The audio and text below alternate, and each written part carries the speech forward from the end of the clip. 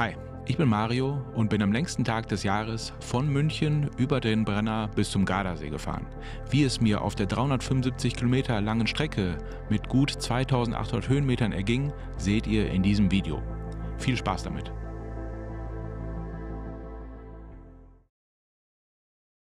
Hallo aus München, heute ist der Vortag, ich habe Urlaub und bin ganz entspannt hier mit dem Zug angereist. Das hat wunderbar funktioniert.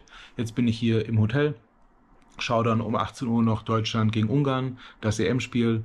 Und dann gehe ich auch früh schlafen, damit ich morgen um 3 Uhr nachts starten kann auf die Strecke. Und dann wäre es schön, wenn ich das innerhalb von 16 Stunden brutto schaffe. Das bedeutet, ich wäre so um 19 Uhr dann am Gardasee, noch schön im Hellen und kann dann da eine Pizza als Belohnung essen. So, das ist so mal mein Plan.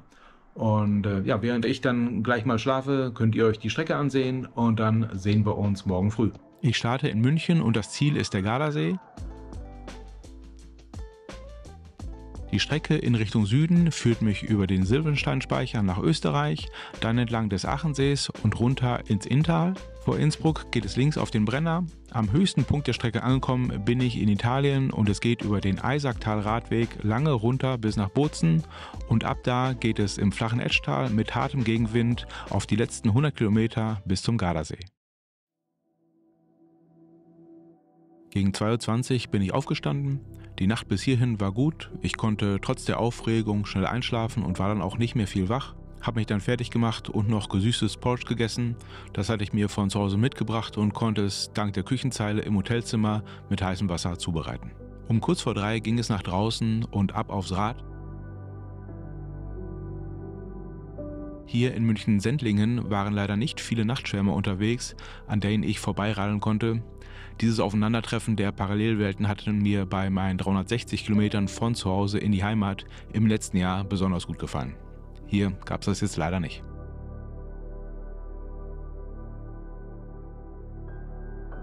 Über die Thalkirchener Brücke und in der Aeroposition ging es schnell raus aus dem Stadtgebiet und rein in den Perlacher Forst mit seiner langen Geraden. Die Aero-Auflieger habe ich schon seit mehr als einem Jahr, aber lange gemieden und das Fahren damit jetzt auch nur kurz vorher etwas getestet. Aber es lief gut, ich bin relativ viel in der Position gefahren und konnte auch in dieser Kurve da drin bleiben. Sie ist halt etwas instabil und man kann nicht bremsen, deswegen ist das so eine Sache.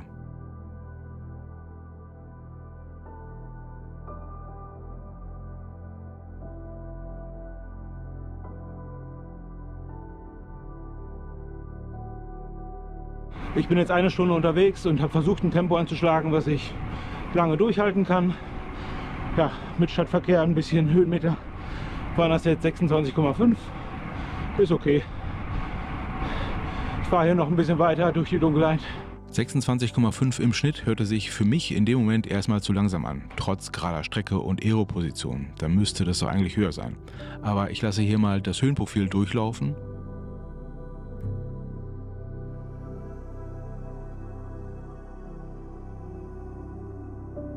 Und dann sehen wir, dass ich in der ersten Stunde bis hierhin gekommen bin und bis dorthin waren es 60 Höhenmeter runter und 240 Höhenmeter rauf. Das hat mich dann wieder beruhigt. Da soll gleich eine Baustelle kommen. Ich hoffe, ich komme irgendwie durch. Ja, wenn das hier die Baustelle ist, bin ich doch happy.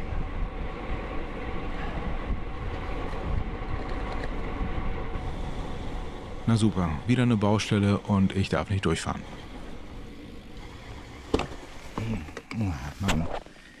Diese Baustellenschilder haben mich ordentlich genervt, denn ich wollte weiterfahren anstatt anhalten. Aber hier musste ich mal auf die Karte gucken, habe geschaut, ob ich rechts, links, links, rechts dran vorbeifahren kann. Aber Pustekuchen, ich hätte weit zurückgemusst, also habe ich es probiert. Ich kann zumindest da gleich mal weiter, ich probiere es.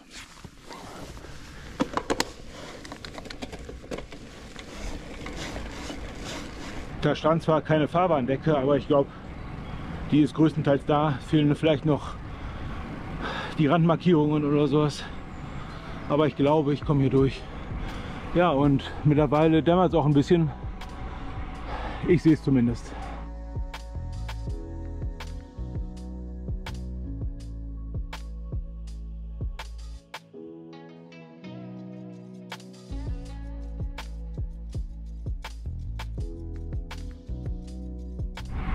Um 4:30 Uhr dämmert es deutlich. Die Vögel zwitschern schon. Hinter mir kann ich so ein bisschen rot erkennen. Ja, schön. Baustelle lief auch gut. So kann es weitergehen. Die erste Ampel gab es in Bad Tölz nach 1 Stunde 46 Fahrt.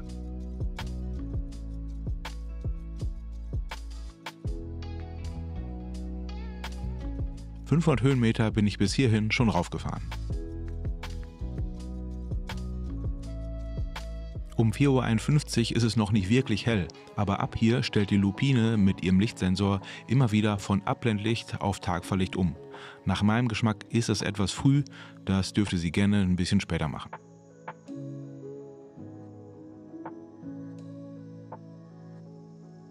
Und gerade mal 5 Minuten später ist es schon deutlich heller.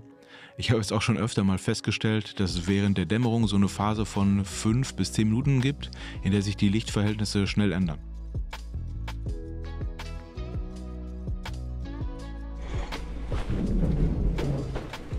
Zur Abwechslung mal eine einfache Baustelle und ich glaube, der zweite Radfahrer des Tages. Danke.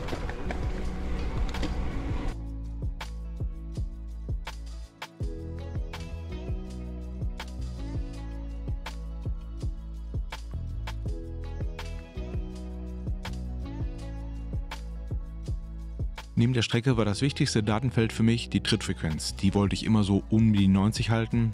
Die Geschwindigkeit war auch interessant, Watt, ja, aber auf die Entfernung bis zum Ziel habe ich bis da noch gar nicht geschaut. Rechts fließt die Isar und hier geht's im Wiegetritt in ein schönes Waldstück. Kurz später ist direkt vor mir ein großer Hirsch von rechts nach links über den Weg gesprungen. Leider lief die Kamera da nicht. Ich habe sie dann mal auf Verdacht angemacht und laufen lassen, es ist aber nicht normal passiert.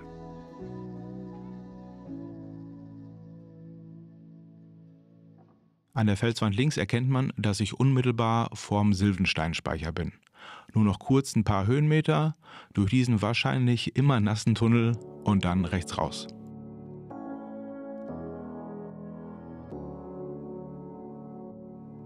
Der Sylvensteinspeicher ist ein Stausee im Isarwinkel, kann 124,3 Millionen Kubikmeter Wasser stauen und wurde 1959 fertiggestellt. Er dient dem Hochwasserschutz im Isartal, der Stromerzeugung und ist auch Ausflugsziel und Erholungsgebiet. Normal würde man hier kurz ein Selfie machen, aber ich muss weiterfahren und ich habe ja auch dieses Video. Denn ich wollte diese Strecke innerhalb von 16 Stunden schaffen. Also nicht 16 Stunden Fahrzeit plus 4 oder 5 Stunden Pause, nein, 16 Stunden inklusive der Pausen. Deswegen hieß es für mich, möglichst immer in Bewegung bleiben. Nach 2,5 Stunden habe ich diesen Cliff Bar probiert, aber schon den dritten Biss konnte ich nur noch mit Wasser runterspülen. Danach hatte ich nur noch die Colaflaschen gegessen. Ob das so schlau war? Jawohl, da sind wir in Österreich. Ja, jetzt sind es nicht mehr 300 Kilometer. Ich könnte jetzt auch mal 5:45. Ich könnte jetzt auch mal eine anrufen. Die ist fast aufgeregt als ich. Das mache ich jetzt mal. Mein Wecker ging um 5:45 und da ich mir dachte, dass mich Mario anruft, bin ich einfach noch ein bisschen im Bett liegen geblieben. Und tatsächlich, genau pünktlich, hat er mich dann angerufen und mich so ein bisschen abgedatet.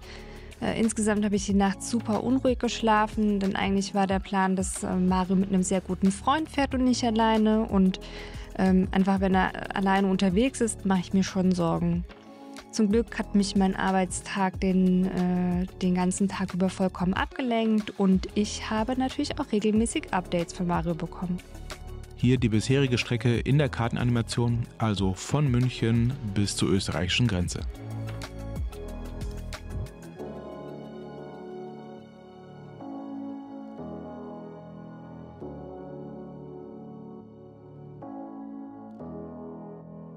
Die 13 Kilometer von der Grenze bis zum Achensee konnte ich jetzt endlich im Hellen fahren, habe sie auch schnell hinter mich gebracht, viel ist nicht passiert. Dann bin ich jetzt auch schon am Achensee, dem größten See Tirols. Der liegt hier schön eingebettet zwischen dem Karwendel und dem Rofangebirge mit seiner kristallklaren, türkisfarbenen Wasserfläche und einer Länge von etwa 9 Kilometern zieht er viele Touristen und Naturliebhaber an. Der See bietet vielfältige Freizeitmöglichkeiten wie Segeln, Windsurfen, Tauchen oder Wandern. Da unten gibt es, glaube ich, auch einen Weg direkt am See entlang. Ich bin hier oben auf der Achenseestraße geblieben und habe gemerkt, wie lang der Achensee ist. 9 Kilometer sind schon eine stattliche Größe.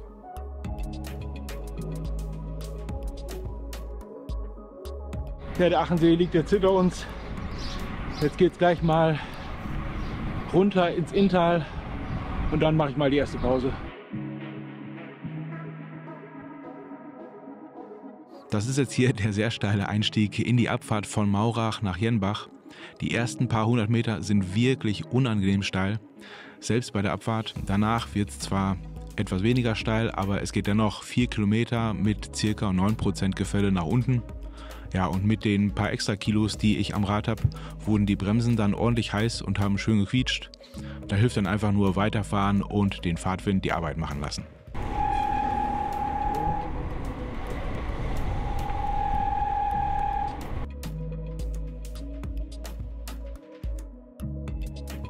Ja, es ist immer noch ordentlich bewölkt, aber auf der Südseite der Alpen soll es richtig sonnig sein.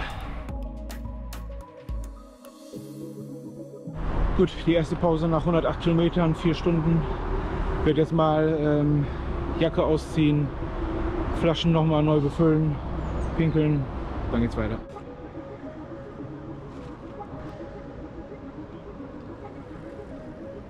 Ich hatte 4 Trinkflaschen und 16 vorportionierte Tütchen à 60 Gramm Kohlenhydratpulver dabei, habe also für jede Stunde eine Flasche mit einem Tütchen geplant.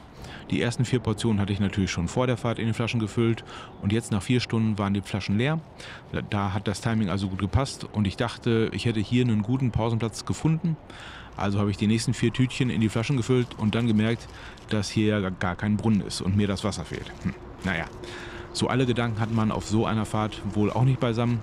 Egal, da sollte schon noch was kommen. Kurz noch auf der anderen Seite die Sitzbeinhöcker, den Damm, die Leisten etc. mit Gesäßcreme eingeschmiert. Sitzprobleme sollte ich an diesem Tag nicht mehr bekommen. Okay, Pause beendet und ich rolle wieder.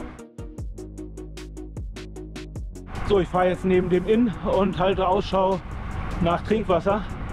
Entweder einen Brunnen oder eine Tanke am besten. Ah, da vorne. Da könnte was sein.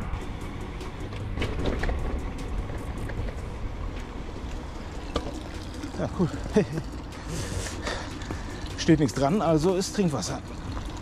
Sehr gut.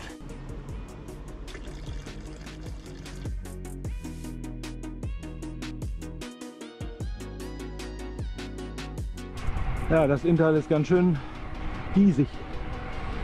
Der Mai und Juni 2024 waren ja sehr regnerisch und die Wettervorhersagen hatten auch für den nächsten Tag zuerst Regen prognostiziert, aber in den Tagen davor hatte sich die Lage entspannt und ich war einfach sehr happy, dass es trocken war, wobei etwas Sonne im Video natürlich schon schön gewesen wäre. Ja, es läuft gerade wunderbar. Ich habe jetzt auch 254 Kilometer, kann den Schnitt gerade ein bisschen pushen. Bin jetzt bei 27,2 im Schnitt. Ja, ich fühle mich gut. Gleich kommt der Brenner und dann schauen wir mal, wie es da aussieht. Wird nicht gegrüßt, ja, aber ich glaube, Fahrradfahrer mit einer Kamera in der Hand, die wirken einfach komisch und dann grüßt man wahrscheinlich nicht. Aber wenn sie wüssten, wo es ist, würden sie es verstehen.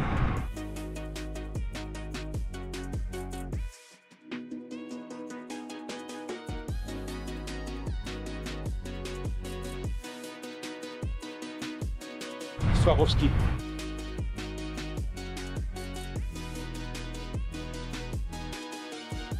Hier in der Streckenanimation der Weg von der deutsch-österreichischen Grenze entlang des Achensees und durchs Inntal bis zum Beginn der Brennerauffahrt.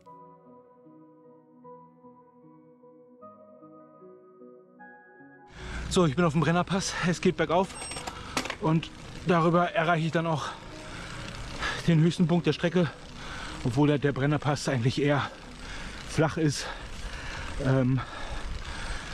Nicht ohne Grund führt da halt auch eine Autobahn her. Ja. Da sind halt, was weiß ich, 2, 3, 4% maximal möglich. Das ist eigentlich schon so der Weg des geringsten Widerstands. Der Vergleich vom Brenner mit dem Galibier zeigt ganz schön, was ich meine.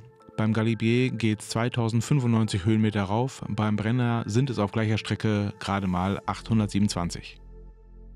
Das gerade gesehene Höhenprofil ist das ab Innsbruck. Ich bin aber schon vorher hier links abgebogen und fahre über Aldrans. Dieser Einstieg in den Brenner ist, glaube ich, steiler, aber dafür geht es danach schön wellig auf ruhiger Straße dahin. Und erst hier bei Matrei am Brenner komme ich auf die eigentliche Brennerstraße.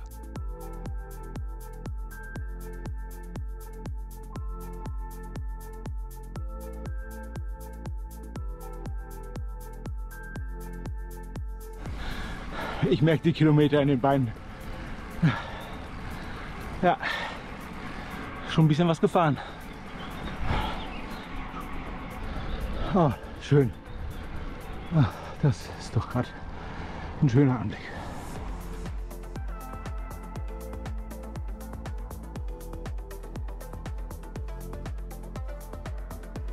Der Schweiß tropft. Ja, also ich fahre ja nicht den gesamten Brennerpass, ich fahre ja vorher schon anders. Und ja, dieses Stück ist halt steiler, glaube ich, als wenn man normal ab Innsbruck fährt. Ich bin halt schon vorher links hoch. Ja, und das büße ich gerade so ein bisschen. Ja, mal 10% oder so. Ja. Ja, und ich merke gerade, Schaltung haben wir genau richtig ausgewählt an den Rennrädern. Vorne 50 und 35 Zähne und hinten 11 bis 40 Zähne. Und ja, jetzt mit so viel Kilometern in den beiden auch halt ein bisschen auf Tempo brauche ich die Rettungsankergänge. Hier ist die Patschakofelbahn. Kann man sich mit dem Bus hochbringen lassen und dann noch weiter rauf. So, was sagen denn überhaupt die Höhenmeter? Also, wir sind jetzt auf einer Höhe von 1002 Metern.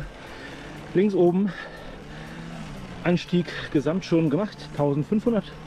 Rechts oben 1187 Höhenmeter noch. Also 60% haben wir schon. Ja, Rest ist eigentlich nur noch der Brenner, obwohl am Ende geht es auch noch mal rauf. Das ist ja immer so.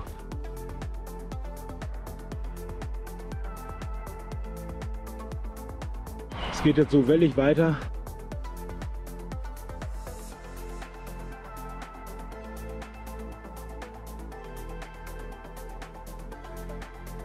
Da hinten sehe ich zum ersten Mal die Brennerautobahn. Ich fahre also hier auf der anderen Seite des Tals.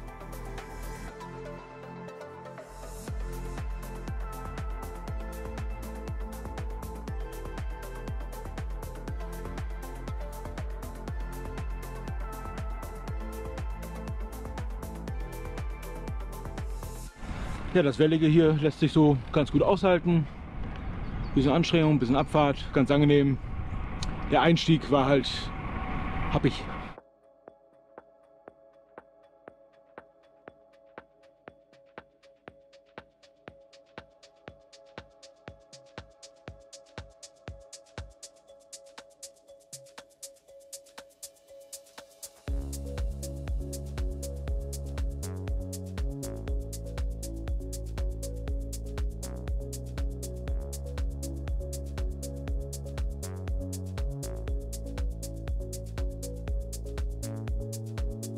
Hier bei Matrei am Brenner geht es jetzt runter ins Tal und ab hier fahre ich eher so unterhalb der Brennerautobahn.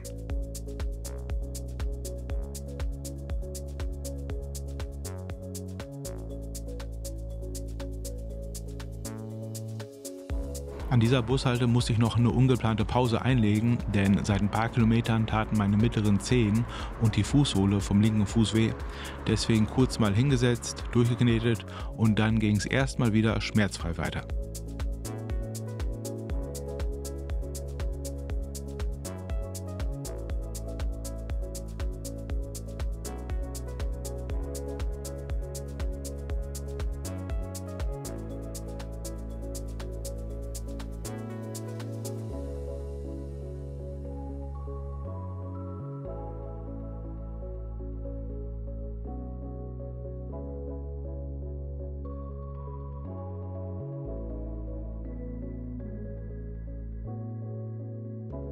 So, ich habe jetzt gerade mal angehalten, weil ich wollte wissen, wie lang es noch ist bis nach oben. Und ja, es sind so 4-5 Kilometer noch. Ich bin da, Gries am Brenner, und hier, da ist der höchste Punkt.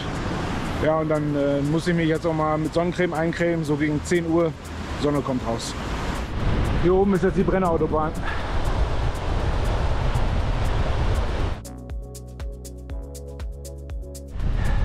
Ja, es ist schon ordentlich windig jetzt gerade hier von vorne. Jo, das steilste Stück ist gleich geschafft, dann wird es ein bisschen flacher.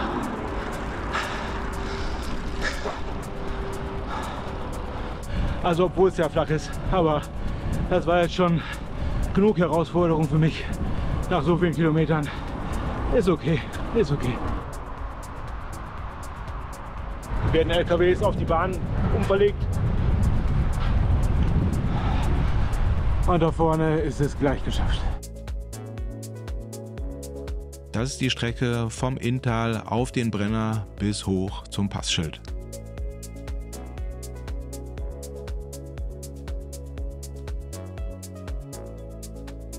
Diese Achtergruppe habe ich oben am Brennerschild getroffen. Wir haben uns dann noch ein bisschen unterhalten und sie hatten in Brixen einen großen Tisch in der Pizzeria reserviert und gesagt, falls du Lust hast, komm gerne dazu. Ja, das war sehr nett. So soll es doch sein. Sehr cool. YouTube ist richtig. Hier ist einiges los. Wir haben uns gerade nur unterhalten. Und ja, dann gute Fahrt. Ciao, ciao. Ciao. Ciao. Tschüss. Ciao. Ciao. Ja, und ich halte mich jetzt hier auch nicht lange auf. Ich fahre weiter, denke ich. Ja, so viel schaust du. Ja, ja. Genau, hier oben. Gute Fahrt, gell? Ja, euch auch, ne? Also. Kurz noch durch den Ort gerollt und dann sollte es auf dem tollen Eisacktal-Radweg runtergehen, aber ich hatte den Einstieg verpasst, musste dann noch mit diesem immer langsamer werdenden Auto umgehen und einmal über den Flohmarkt, aber dann war ich auch auf dem Radweg. So, jetzt bin ich auf dem separaten Radweg. Ja. Wie spät ist es eigentlich? Ja, 10:33 Uhr, das ist doch gut. Habe ich noch 8,5 Stunden. Ist das richtig? Nee. 10? Ja, doch. Ja, das schaffe ich. Zu diesem Zeitpunkt bin ich bereits 175 Kilometer gefahren und für die restlichen 200 Kilometer hatte ich noch 8,5 Stunden Zeit. Das sind 23,5 Kilometer, die ich in der Stunde fahren muss. Das sollte doch klappen, denn ab hier geht es auf dem Eisacktal-Radweg fast 100 Kilometer runter bis nach Bozen. Der Brenner hier liegt auf 1370 Metern und Bozen liegt 1110 Meter tiefer auf 260 Metern. Das waren doch gute Aussichten, denn die Höhenmeter hatte ich hier größtenteils geschafft. Ab jetzt wollte ich es richtig rollen lassen und der Einstieg in den Radweg war auch schön.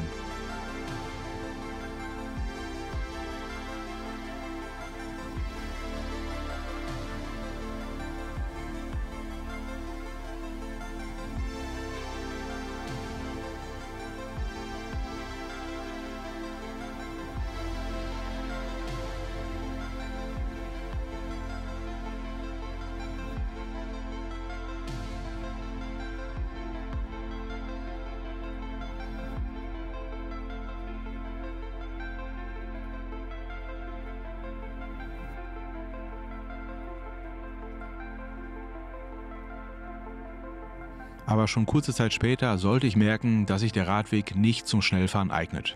Denn er konnte nicht auf freiem Feld geplant werden, sondern teilt sich den Platz mit den wichtigen europäischen Verkehrsadern der Brenner Transitroute. Durch das schmale Tal verläuft also der Eisack, die Brennerautobahn A22, die SS12, auch Brenner Staatsstraße genannt, die Brennerbahn und der Radweg. Und der muss sich seinen Weg da zwischendurch bahnen. Deswegen geht es immer wieder links, rechts, rauf, runter, oft auf schlechtem Untergrund, sodass man deutlich abbremsen muss, um dann wieder zu beschleunigen. Da rollt es sich auf einer normalen Straße viel, viel besser.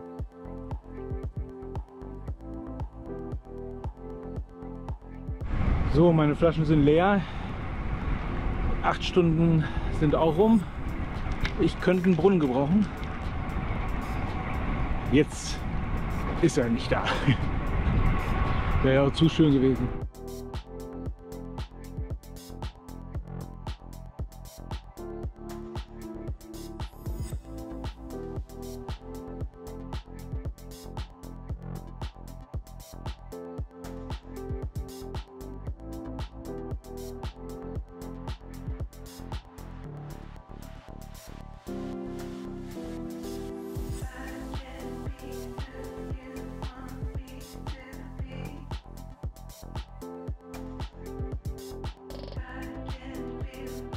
Dann geht es jetzt mitten durch die Innenstadt von Sterzing mit dem Rennrad auf Kopfsteinpflaster. I like. Ja, Sterzing liegt hinter uns. Kopfsteinpflaster mit dem Rennrad durch die Innenstadt. Das haben wir mal schön kurz gehalten. Ja, in Sterzing hätte es bestimmt Wasser gegeben irgendwo, aber zu viele Menschen, das meide ich einfach immer. Da will ich nicht anhalten, mag ich nicht. Also weiter auf der Suche.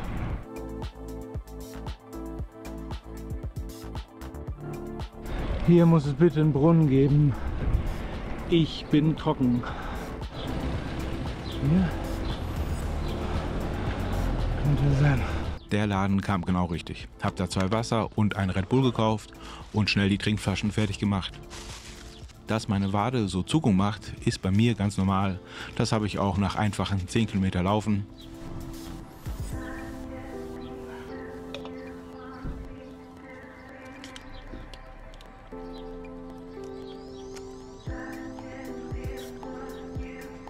Hunger hatte ich keinen, aber ich hätte vielleicht was essen sollen. Ja, das war doch gut. Red Bull, 2 Wasser, 2,60. Der Zug rollt wieder. Ich glaube, es war Zeit, die Weste auszuziehen.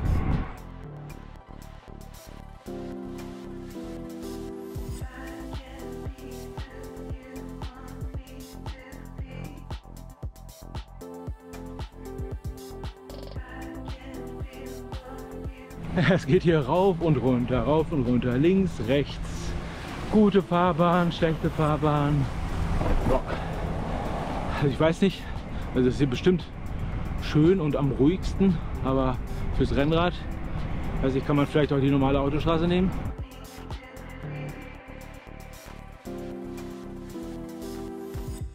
An diesem Kieswerk habe ich mir richtig schön mein Fahrrad eingesaut, denn da wird gern mal mit Wasser gearbeitet.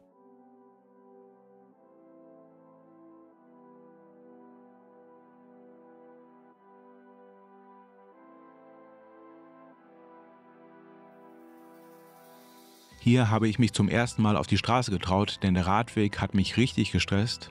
Es war also genau das Gegenteil von meinen Erwartungen. Also ab auf die Straße, aber die Autofahrer wissen, dass direkt nebenan ein Radweg ist und dann verhalten sie sich nach dem Motto: Du gehörst hier nicht auf die Straße, ich überhole dich auch bei Gegenverkehr und Seitenabstand kenne ich in diesem Fall nicht. Also bin ich doch wieder zurück auf den Radweg.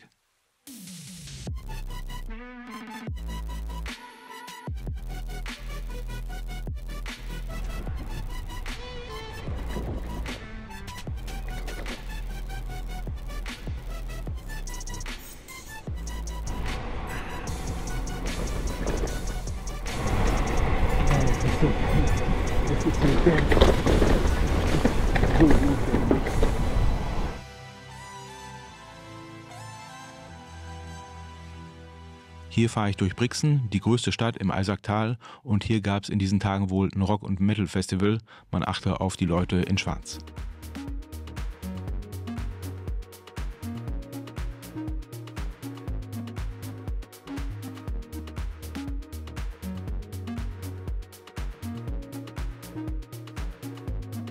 Noch 140 Kilometer. Ich muss schon noch reintreten, damit das klappt.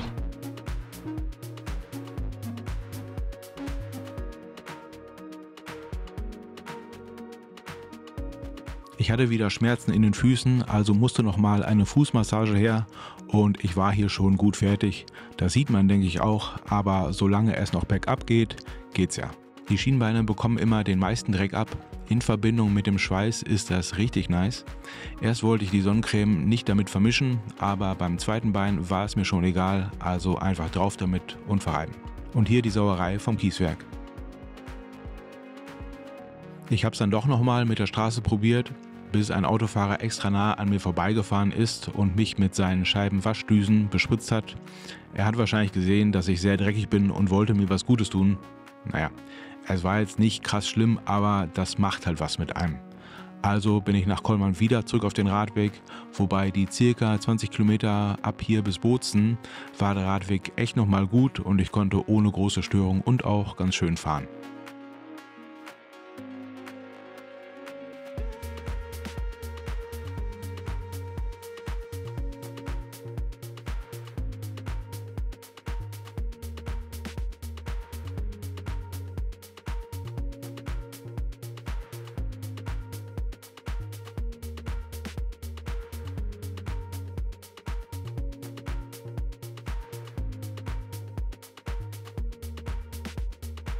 Das ist der Weg vom Brenner durchs Eisacktal runter bis nach Bozen.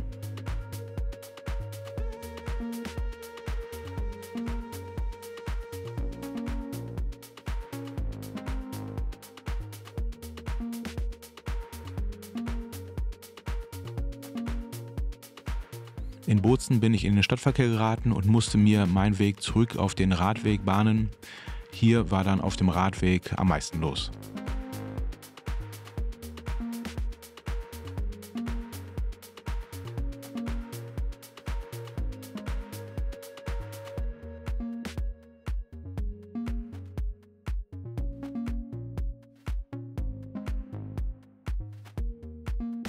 Ja, ich vermute mal, Bozen liegt schon hinter mir. Jetzt geht's auf die 100 Kilometer zum Gardasee. Ich hoffe, ich habe keinen thermischen Gegenwind oder nicht so stark. Das wäre wichtig. Also ich merke, ich bin echt fertig. Noch 100. Jo. Ich hoffe, ich komme da gut durch. Trinken, Haribo habe ich auch ein paar. Jo.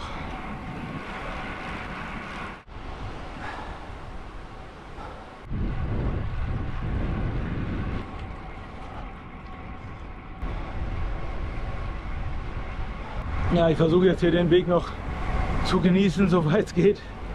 Ja, es fällt schwer. Cola-Flaschen gehen mir gerade auch quer durch den Hals. Ja. Dann habe ich Probleme mit dem linken hinteren Oberschenkel bekommen und konnte nicht mehr richtig Druck aufs Pedal geben. Hier habe ich das Rad mal angelehnt und die Beine durchgedehnt. Die Brustkamera lief unbewusst mit. Dann habe ich nach dem nächsten Ort geschaut, denn meine Trinkflaschen waren wieder leer. Direkt am Radweg gibt es kein Wasser. Dafür muss man vom Radweg runter und in den nächsten Ort. Der sollte in 8 Kilometern kommen und dann bin ich wieder aufs Rad gestiegen.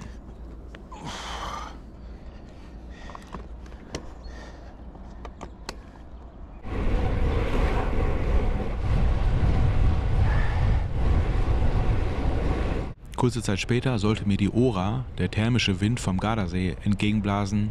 Hier mal eine kleine Kostprobe.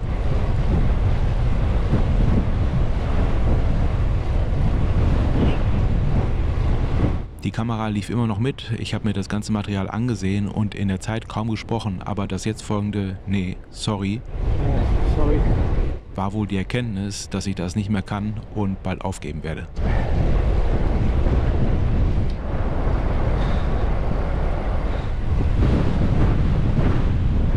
Das hier ist der Abzweig nach Auer-Ora, der nächsten Möglichkeit, um Verpflegung zu besorgen. Ich wäre hier fast dran vorbeigefahren, habe dann aber doch angehalten, auch wegen des Winds. Habe auf dem Handy nachgeschaut, was es da gibt und auch geschaut, ob es da einen Bahnhof gibt, um die restliche Strecke bis zum Gardasee mit dem Zug zu fahren. Das war dann der Fall, also bin ich zum Bahnhof gefahren. Hier zögere ich noch kurz, ob ich die Aufzeichnung wirklich beenden will, aber dann habe ich drauf gedrückt.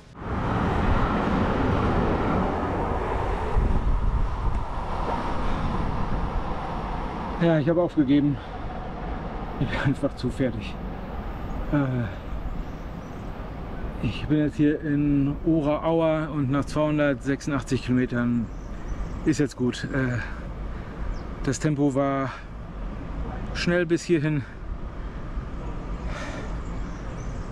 Die Bergabpassage nach dem Brenner war gar nicht so leicht, wie ich mir das vorgestellt habe. Ja, und jetzt der Gegenwind hier in der Ebene im Etschtal. Die Ora. Ja, das kann ich jetzt nicht mehr. Ich habe überlegt, ob ich eine Pause mache, eine halbe Stunde oder Stunde, und auch ja, auf die Zeit dann nichts mehr gebe, aber ich habe jetzt einfach aufgegeben, ist auch okay, gar kein Problem. Ja, okay, also ich fahre jetzt erstmal hier noch mit dem Zug und dann noch die letzten Meter bis zum Gardasee und dann sehen wir uns später noch. Das Fahrradabteil im Zug war gesperrt, also musste ich noch eine Dreiviertelstunde wie so ein Opfer mit dem Rad im Gang stehen. In Rovereto angekommen gab es erstmal ein Eis und hinter mir standen Taxis. Davon habe ich mir eins geschnappt und bin damit die restliche Strecke bis nach Torbole gefahren. Ja, dort ab ins Hotel, Fahrrad abgestellt und geduscht an den Gardasee gesetzt.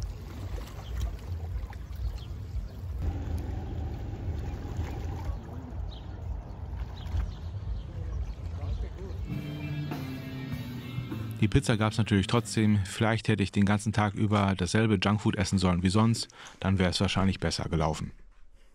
Am nächsten Morgen ging es mit dem Transalp-Rückshuttle zurück. Ich hatte mit einem kleineren Transporter gerechnet, aber es war ein schöner, komfortabler Reisebus. Die Räder wurden im Anhänger verstaut und an den Stellen, mit denen man das benachbarte Rad berühren könnte, wurde Polstermaterial mit Kabelbindern festgemacht. Das fand ich gut. Das Shuttle kann man, glaube ich, über mehrere Portale buchen. Ich habe es über fahrtwind.de gebucht, wobei es woanders vielleicht geringere Stornogebühren gibt. Die Rückfahrt ging dann wieder über den Brenner zurück bis nach München und von da mit dem Zug weiter bis nach Hause. Hier noch die restliche Strecke von Bozen bis zum Abbruch und dann schließen wir das Video mit einer kurzen Einordnung von mir ab. Die habe ich einige Zeit später aufgenommen, erst nachdem das Video geschnitten war. Mit ein bisschen Abstand lässt sich besser ein Fazit ziehen.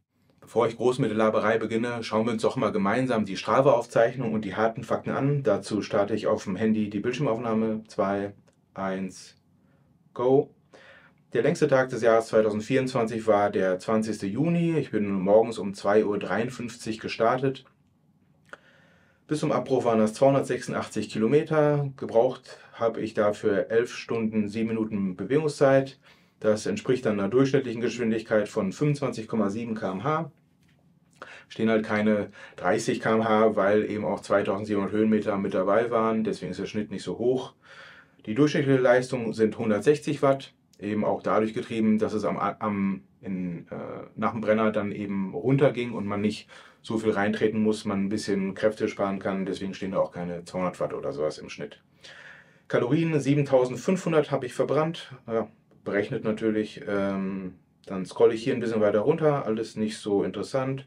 Ja, bei der Trainingsanalyse denke ich, sieht man, dass am Anfang ich noch mehr reintreten konnte und gegen Ende wurde das immer weniger. Leistungskurve, Leistung, ja, maximale Leistung 728 Watt mal kurz. Das sind die Leistungsfelder, eher so eine Dieselfahrt. Ja, Herzfrequenz muss man immer in Prozent sehen vom persönlichen Herzfrequenzmaximum. Das sind bei mir so gut 200 Schläge in der Minute. Und die durchschnittliche Herzfrequenz von 140 entspricht also 70% davon. Das ist so, ja, Ausdauerbereich. Maximale Herzfrequenz 167. Beim Laufen ist der Puls bei mir immer deutlich höher. Dann gehen wir weiter runter. Ja, die Geschwindigkeit. Höchstgeschwindigkeit 70. Das war bestimmt die Abfahrt vom Achensee runter ins Inntal. Ja, und dann kommen wir zu dem Punkt, der mir im Video und auf der ganzen Strecke auch wichtig war. Nämlich möglichst wenig Pausen zu machen. Und das können wir uns errechnen aus der Differenz zwischen der Bewegungszeit und der verstrichenen Zeit. Das sind nämlich 53 Minuten. Ich denke, das ist ein ganz guter Wert, weil da ist jede Verpflegungspause mit drin, jede Fußmassagepause, Baustellenpausen, rote Ampeln und so weiter. Ich denke, das ist okay. Und wenn man dann noch bedenkt, dass ich dabei gefilmt habe, dann ist es nochmal besser. Ja, mir ist halt wichtig, dass ich, obwohl ich filme, dass ich wirklich Fahrrad fahre. Ne? Ich möchte nicht, dass ich mehr filme als Fahrrad fahre. Deswegen gibt es bei mir auch keine Drohnenaufnahmen während der Fahrt oder so. Und dann, ja, die Trittsfrequenz waren im Schnitt 79. Ich denke, das ist ein vernünftiger Wert. 90 habe ich jetzt nicht erreicht. Ja, hier nochmal das Höhenprofil. Das kennen wir ja auch schon aus dem Video. Und dann, ja, war das. Im Video kam die Aufgabe ja relativ plötzlich und so war das auch damals. Das ist so in ungefähr 10 bis 15 Minuten passiert. Ich kam ins Flache, wusste schon, dass es hart wird, so ganz gut drauf war ich nicht mehr. Ja, dann kamen die muskulären Probleme dazu, mir war schlecht und dann kam noch der Gegenwind und da war dann der Bahnhof, ja, ein sehr willkommener Ausstieg. Ich konnte da einsteigen und mit dem Zug bis ans Ziel fahren, mehr oder weniger. Das war sehr passend, das hat man ja so in der Regel nicht, da musst du einfach weiterfahren und wenn ich gemusst hätte, hätte ich das schon irgendwie geschafft, ja, hätte ich halt entsprechend Pausen gemacht, 1-2 Stunden Pause und dann wäre ich weitergefahren oder so. Also es hätte schon irgendwie funktioniert, aber es ist mir auch gar nicht schwer gefallen aufzugeben an dem Tag, weil eigentlich wollte ich was richtig Cooles machen, aber das, was ich da gemacht habe, war nicht cool. Also warum daran festhalten? Und dann habe ich aufgegeben. Die Distanz, die Höhenmeter und die Zeitvorgabe waren realistisch. Das hatte ich so in ähnlicher Form im letzten Jahr bei der Fahrt von zu Hause in die Heimat auch schon geschafft. Aber damals hatte ich so das Gefühl, die Strecke war nicht wirklich cool oder interessant Und deswegen wollte ich in diesem Jahr was Ähnliches machen, aber mit einer richtig coolen Strecke. Und da habe ich gedacht, München-Gardasee, das ist richtig cool. Aber ja, es ist dann nicht so gelaufen. Wobei die Strecke von München bis hoch zum Brenner, die würde ich immer wieder so machen, um die Uhrzeit. Das war perfekt, alles wunderbar. Aber dann ab dem Brenner, der Eisacktal-Radweg, der ist einfach nichts fürs Rennradfahren und zum Schnellfahren. Ich weiß eigentlich, dass Radwege nichts zum Rennradfahren sind und dafür nicht geeignet sind. Dennoch habe ich es probiert, ja, und wurde dann eben bitter enttäuscht. Wenn ich die Strecke nochmal fahren wollen würde, dann würde ich versuchen, den Radweg zu meiden und auf der großen Straße fahren. Wie geht das? Das kann man einmal nachts machen, dann ist weniger los. Ja, dann bist du so 2,5, 3 Stunden auf der Straße vielleicht. Das mag gehen. Oder aber ich würde mich in einer größeren Gruppe auf die Straße trauen. Und da ist das Sicherheitsgefühl für mich noch mal größer. Die Akzeptanz gegenüber den Radfahrern gegenüber den Autofahrern ist vielleicht noch, oder bei den Autofahrern ist vielleicht noch ein bisschen größer. Ich habe es ja zweimal probiert, aber mich dann letztendlich nicht wirklich getraut und bin dann wieder auf den Radweg ausgewichen. Und dann geht es die letzten 100 Kilometer ab Bozen nochmal durch das Etschtal. Da ist es sehr flach und da gibt es den thermischen Gegenwind, die Ora, die einem vom Gardasee entgegenbläst.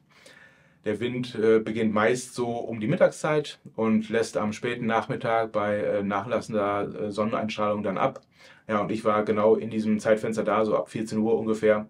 Ja, und hatte dann entsprechend Gegenwind. Das war dann einfach nochmal sehr, sehr hart. Und das eben auf den letzten 100 Kilometern ist schon wirklich zehrend. Man kann es sich ein bisschen leichter machen, wenn man halt nicht alleine fährt, sondern zu zweit oder in einer größeren Gruppe, macht ein bisschen abwechselnde Führungsarbeit, belgischer Kreisel. Oder aber man fährt zu einer anderen Tageszeit, morgens oder abends, da mag das besser sein. Aber so, ja. Nach so vielen Kilometern, dann 100 Kilometer mit dem krassen Gegenwind, ist schon hart. Das muss man sich überlegen. War mir eigentlich auch klar, trotzdem wurde es mir so ein Verhängnis. Meine Verpflegungsstrategie würde ich auch ein bisschen anpassen. Also ich hatte ja die 16 Gramm Kohlenhydratbeutel, 60 Gramm mit dabei. Das war wirklich viel, wenn man das mal so auf dem Tisch gesehen hat. Ich rechne gerade mal, ich glaube 69 Gramm waren das. Ich musste auch so ein bisschen gucken, wie ich das in die Taschen reinbekomme. Aber es ist ja dann immer weniger geworden. Und sonst hatte ich ja aber kaum was zu essen mit dabei. Die 3 Bissen Cliff Bar und Haribo. Da würde ich schon noch ein bisschen mehr das normale Junkfood mitnehmen, was ich sonst auch so esse, das, was ich einfach wirklich gerne mag, auch dann beim Fahrradfahren. Da gibt es ja auch nicht alles, was man dann immer gut runterbekommt. Das war nicht optimal von mir. Also wieder viel gelernt auf dieser Fahrt. Ich hoffe, ihr konntet auch so ein bisschen was mitnehmen. Und dann sind wir auch schon beim nächsten Jahr. Da würde ich was Ähnliches gerne wieder machen. So 300 Kilometer vielleicht, nicht ganz 400 vielleicht. Und es sollte halt gut mit dem Rennrad fahrbar sein. Wenn ihr da Tipps habt, schreibt mir gerne eine Mail. Ich blende hier die E-Mail ein und am besten auch mit einer GPX-Datei. Beschreibt es vielleicht ein bisschen kurz und dann schaue ich mir das an und fahre das vielleicht im nächsten Jahr. Also, dann danke ich euch fürs Zusehen, auch dass ihr bis hierhin durchgehalten habt. Vielen Dank. Ciao. Der Vollkaskoschutz für dein Fahrrad von Helden.de. Alles online, jederzeit kündbar und keine Selbstbeteiligung. Und mit dem Code MADO9 sparst du dauerhaft einen Monatsbeitrag pro Jahr.